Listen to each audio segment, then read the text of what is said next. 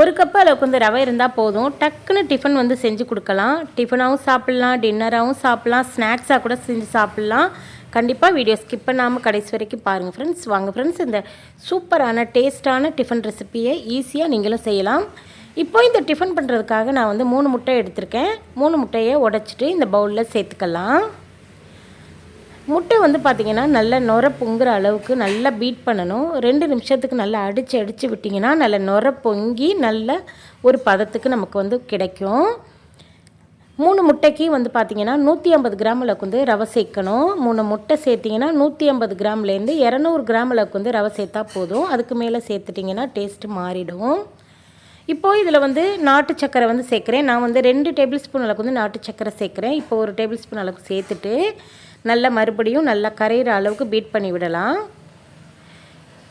இதில் வந்து பார்த்திங்கன்னா இதில் வந்து உப்பு சேர்க்க வேண்டாம். நாட்டு சர்க்கரையில் உப்பு இருக்கும்.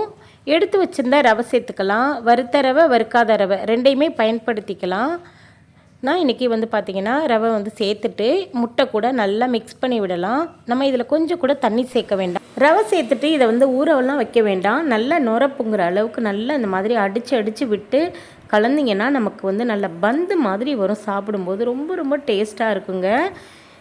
இந்த மாதிரி ஒரு முறை செஞ்சு கொடுத்துட்டிங்கன்னா நம்ம வீட்டு குழந்தைங்க எப்போவுமே அடிக்கடி இட்லி தோசையை மறந்துடுவாங்க. அந்தளவுக்கு டேஸ்ட்டு உண்மைக்குமே சொல்கிறேங்க, செம்ம டேஸ்ட்டாக இருக்கும். இப்போது 2 டேபிள் ஸ்பூன் அளவுக்கு வந்து நாட்டு சக்கரை சொல்லியிருந்தேன் இல்லையா, இந்த இடத்துல மறுபடியும் 1 டேபிள் ஸ்பூன் அளவுக்கு வந்து நாட்டு சக்கரை சேர்த்துட்டு நல்லா ஒரு முறை நல்லா அடித்து விட்டு கலந்துட்டு இதை அப்படியே நம்ம வந்து தோசைக்கல்லில் வந்து ஊற்றி எடுக்கணும். பாருங்கள், பதம் இந்த மாதிரி இருக்கணும். நம்ம தோசை மாவு பதத்துக்கே இருக்குது பாருங்கள். நம்ம இதில் கொஞ்சம் கூட தண்ணி சேர்க்கலை. நல்ல சூடான தோசைக்கல்லில் கொஞ்சமாக எண்ணெயை ப்ரஷ் பண்ணி விட்டுட்டு எடுத்து ஊற்றுங்க. நல்லா ஒரு கரண்டி ஃபுல்லாக எடுத்து ஊற்றிங்க. இந்த மாதிரி நீங்கள் வந்து நல்லா பரவலாக தேய்க்கிறதுனாலும் தேய்ச்சிக்கலாம். இல்லைனா இந்த மாதிரி பன்னு மாதிரி தோசையை வந்து சுட்டு எடுக்கிறதுனாலும் எடுத்துக்கலாம். நம்மளுடைய விருப்பந்தாங்க. இந்த மாதிரி சுடும்போது ரொம்ப ரொம்ப சூப்பராக இருக்கும்.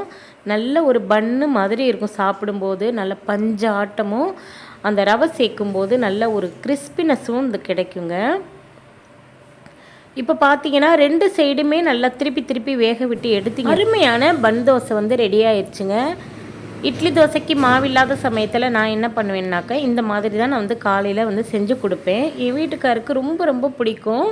இட்லி தோசைக்கு மாவில்லையா, உடனே இந்த ரவை முட்டையும் பயன்படுத்தி எனக்கு தோசை சுட்டு கொடுப்பா அப்படின்னு சொல்லுவாங்க.